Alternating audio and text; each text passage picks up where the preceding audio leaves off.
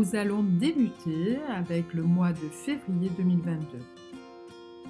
Pour ce mois-ci, le soleil est en Verseau depuis le 20 janvier et ce jusqu'au 19 février. Celui-ci est en maison 9, ce qui va favoriser les études supérieures, le droit, la philosophie, mais aussi les échanges vers l'étranger. Le soleil, lui, est en carré avec Uranus. Le masque tombe pour certains, leur inventivité, possibilité d'états compulsifs racontant des mensonges ou inventions d'histoires. Cependant, Uranus se trouve en maison 12, sensible aux objectifs que vous souhaitez atteindre. Des choses imprévisibles vont vous pousser à changer de cap, à moins que vous aviez déjà désamorcé la bombe. Voici mon conseil, soyez au plus juste pour vous-même. Neptune, planète des songes, du laisser-aller, de l'intuition, de l'inspiration, mais aussi de la malhonnêteté, est en carré avec les Gémeaux, signe liant la communication, la sociabilité, l'amusement, les créations. L'imagination est fertile, tellement que l'énergie de ce carré amène les individus à croire que le succès de la réussite se trouve dans l'acquisition de biens matériels. Relatant une consommation à outrance de son corps, physique ou autre, quels que soient les dérivés. Parlons de la nouvelle lune du 1er février 2022 à 6h49 en Verseau. Débuter le mois de février avec la nouvelle lune nous permet de garder la direction de nos vies. Chaque épreuve sont des expériences qui nous permettent de grandir, de sculpter nos pensées qui font de nous qui nous sommes. Dans l'espace le plus sombre, nous trouvons toujours cet état lumineux, rayonnant, provoquant l'ultime ressort de nos réalisations. Étant en maison 10, elle permet d'acquérir la renommée, l'engouement des autres et aussi la convivialité et la fraternité. Abordons le sujet de la pleine lune du 16 février qui sera en Lion en maison 5.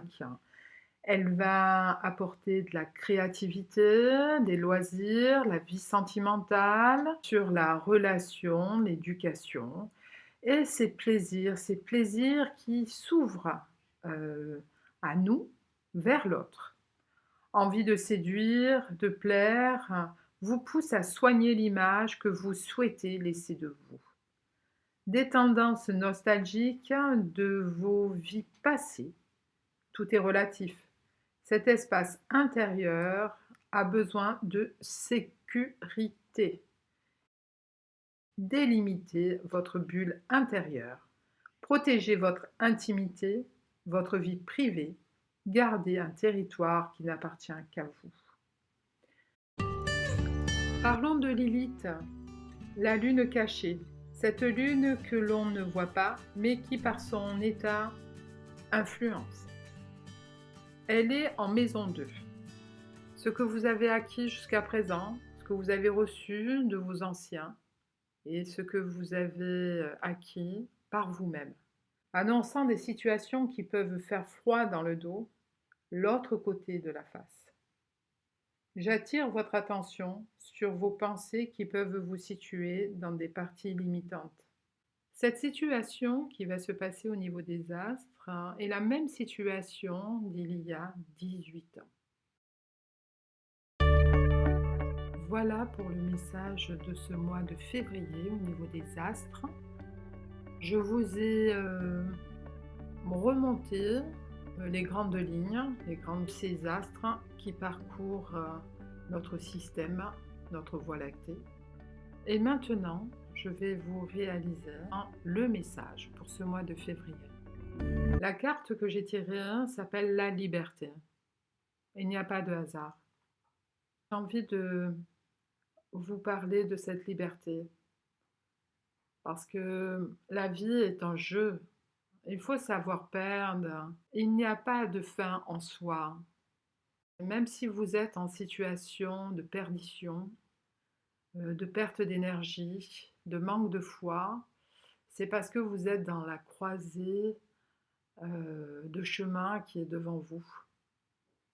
Vous êtes dans un doute permanent, dans une remise en question générale, professionnellement, relationnellement. Dans quelle situation et quelle serait votre vie si vous vous projetez? Il n'y a plus de base avec l'ancien temps, voilà, j'ai envie de dire, parce que nous ne pouvons plus nous appuyer sur ces fondations qui sont obsolètes, j'insiste. La liberté est un jeu divin, fait de rythme, de repos et de renaissance. Ouvrez grand vos yeux et acceptez de partir à l'aventure avec vous-même, parce que vous vous aimez et vous vous respectez. Je vous remercie pour votre écoute et vous donne rendez-vous pour le mois prochain. Et en attendant, prenez soin de vous et surtout, aimez-vous.